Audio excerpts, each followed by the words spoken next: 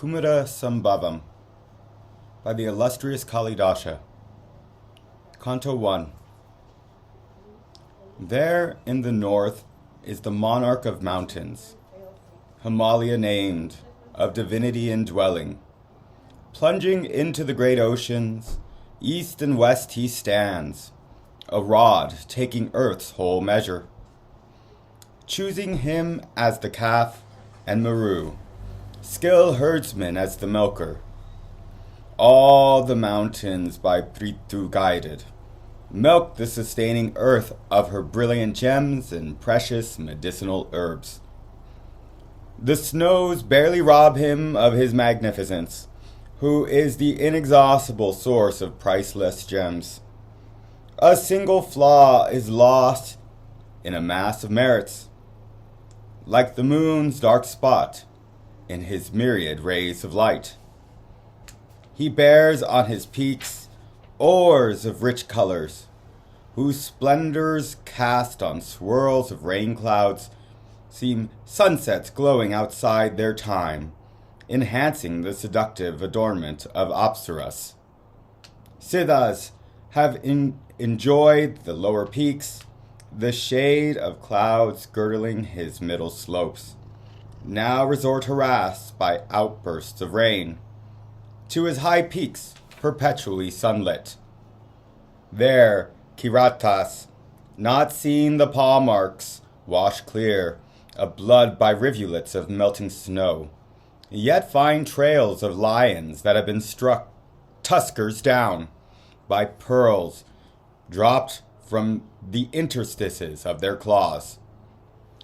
Letters pricked out on barks of birch trees, with liquid mineral dyes, and red as the spots on full-grown elephants, serve to convey messages of love of lovely woodland nymphs. That mountain fills the hollow bamboo stems. With breezes he exhales through his cave mouths as if wishing to accompany with flutes. Note by note, the high, clear melodies of the fauns.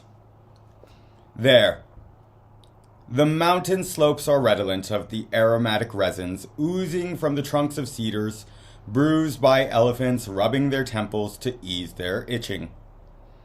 While herbs that glow luminous at night light up the interiors of cave dwellings, and serve as oilless lamps for the love play of forest dwellers and their loving women. There, though their feet are frostbitten, walking on the mountain's icy paths, lissom dryads burdened by the weight of full hips and breasts do not abandon their easy, languid gait. The mountain protects the owl-like darkness lurking in its caves, afraid of the sun. Indeed, the lofty-souled unfailingly treats suppliants, noble or base, as their own kin. Bushy-tailed does flick their tails glowing like moonbeams, to and fro cutting arcs of beauty in the air. By waving these royal chowries over the mountain, they make his title of Mountain King ring true. Rain clouds hanging down by fortunate chance over the round openings of cave dwellings serve as concealing screens for the sweethearts of fauns, overcome by shame as they are disrobed. There, hunters on the mountain, stalking deer, enjoy the breezes that repeatedly shake the cedars, tousle peacock's plumes, and waft the fine spray of Bhagirati's cascading waters. And once the 7 holy sages have gathered lotuses growing there in high mountain lakes. The sun circling below awakens the buds left behind, slanting his rays upwards. The Creator gave him lordship over mountains, and a share in the sacrifice, knowing him to be the source of sacrificial materials, and for having the strength to support the supporting earth.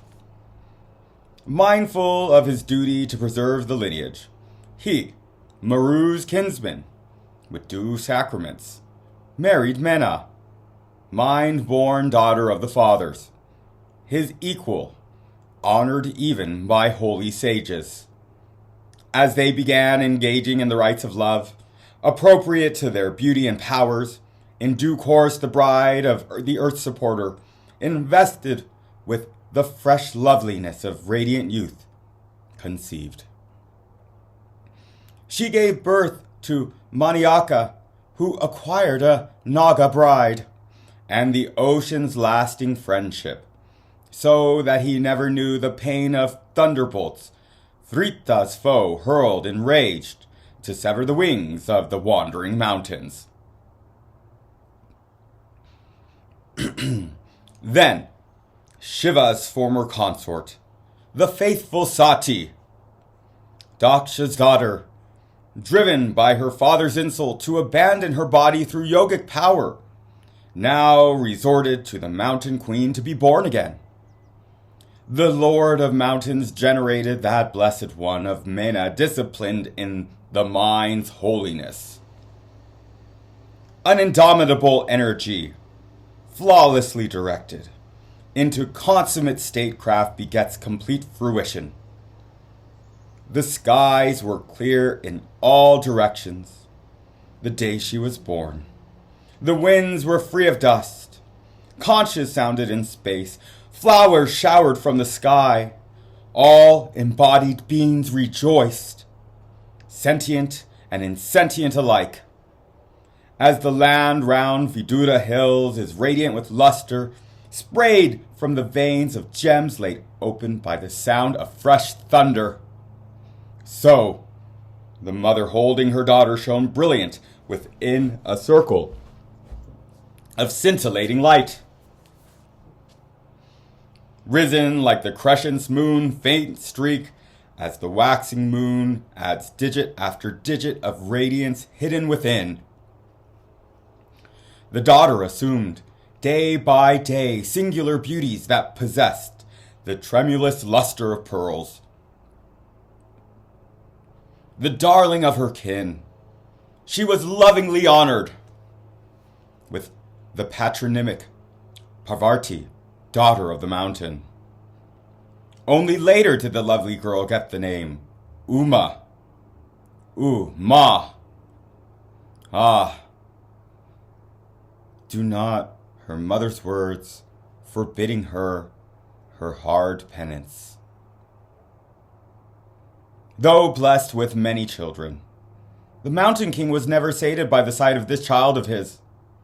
With the endless show of flowers in spring, circling bees are especially drawn to the mango buds, as a lamp by an intensely brilliant flame, as the highest part of the triple world,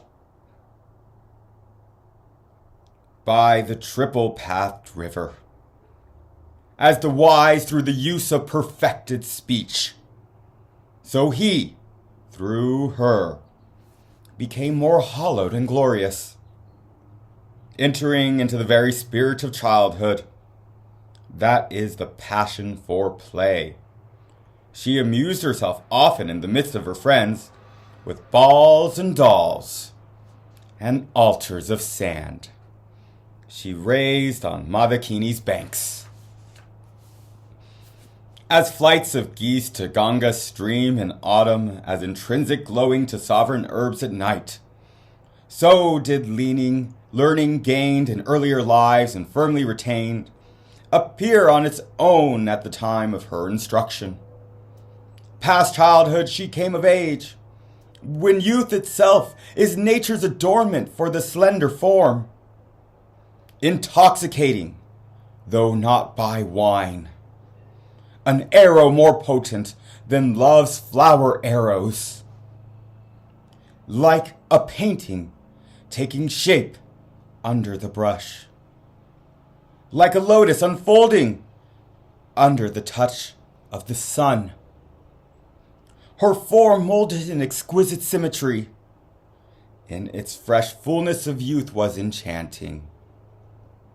As the glitter of her shapely nails poured out a profusion of rich redness, it seemed her feet invested the earth they trod on with the opulence of glowing lotuses moving on land. Was she whose shoulders bent slightly forwards, instructed in her lilting gait so graceful, by regal swans, who in turn were eager to learn the sweet tones of her chiming anklets, perhaps.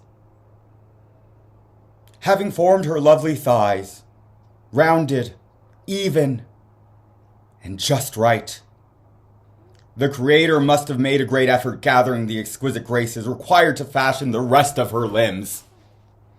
The trunks of lordly elephants have too rough a skin. Plantain stems are ever chill to the touch, even though they have forms full, flowing curves. They are hardly fit comparisons for her thighs. The beauty of the region graced by the jeweled belt of this faultless lady may best be inferred, knowing that the Lord of the Mountain would in the end place it on his lap, to which no other woman could aspire. A fine line of new down stepping over the knot of her garment to enter her deep navel seemed a ray of light flashing from the deep blue gem at the center of her jeweled belt. The young girl bore 3 delicate creases of skin, on her slender waist narrowed at the middle, like an altar, as if fresh youth had formed a flight of steps for Love himself to climb. She with eyes like deep blue water lilies had fully rounded breasts, pale gold with dark tips, pressed so closely against each other, not even a fine lotus fiber could pass between them. More delicate even than the delicate sriracha flower were her arms. I guess, since Love, the dolphin-bannered god, though destroyed by Shiva, yet made them the bonds round the neck of the Lord. Her throat, arching, tapered over her high breasts, and the necklace of pearls that encircled it, borrowing from each other their several splendors, became both the adorned and the adornment. Lakshmi, fickle goddess of beauty and wealth, enjoys not the riches of the lotus when she visits the moon, nor possess the moon's glory when she dwells in the lotus. But by resorting to Uma's face, she gains a twofold delight. Were a flower to be placed on a young bud leaf, or a pearl set in bright coral, only then could it compare with the sparkling smile that played round the burnished redness of her lips,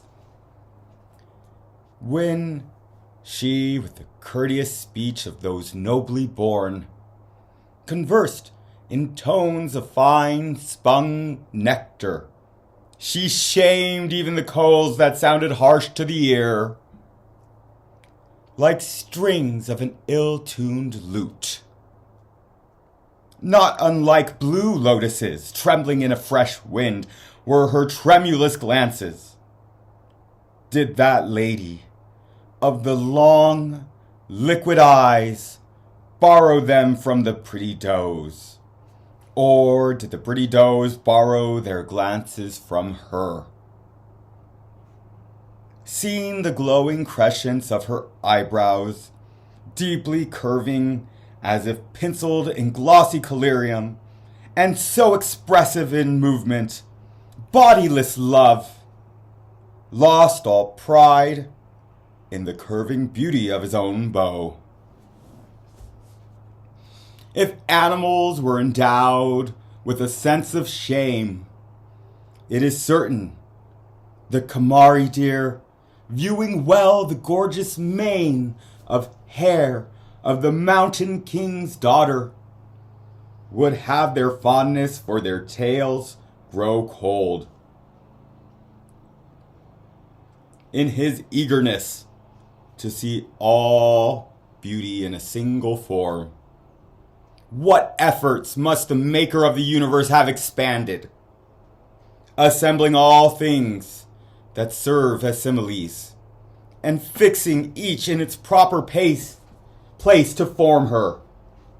Once, it is said, Narad, wanderer at will, looking at the young girl by her father's side, declared that she would become Shiva's sole bride, and through love hath his body appropriate.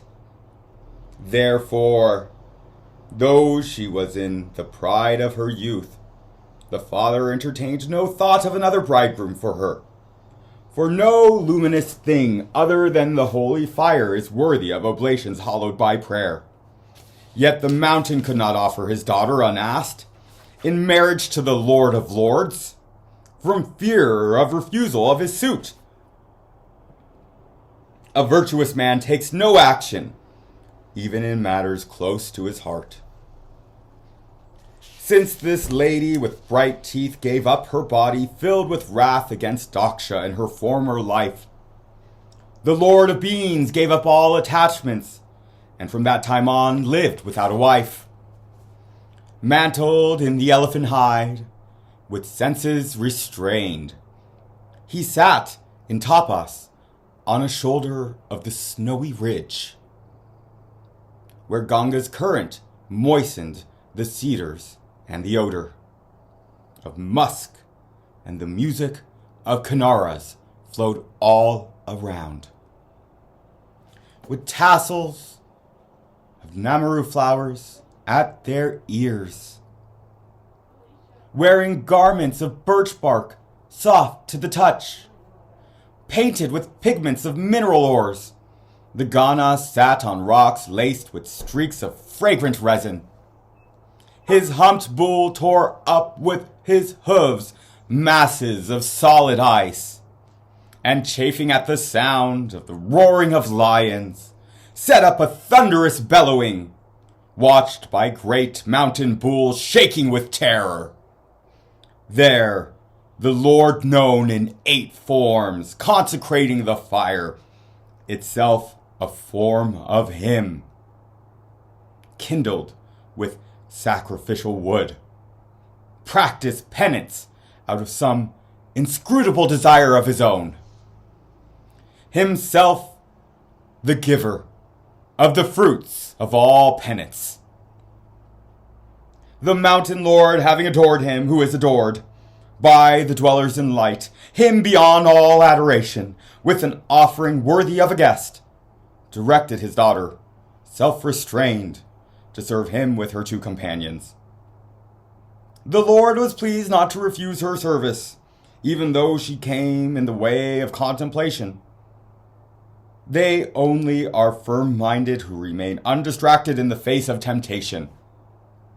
She gathered flowers for his daily worship. She cleared the altar with dedicated care. She brought water for the prescribed rites and the sacred kusha grass. She, of resplendent hair, attended day after day on the mountain-dwelling Lord. All her weariness was overcome by the moonbeams streaming from his head. Thus ends Canto 1, entitled Umotpattih, the birth of Uma, in the long poem Kumarasambhavam, composed by the illustrious Kalidasa.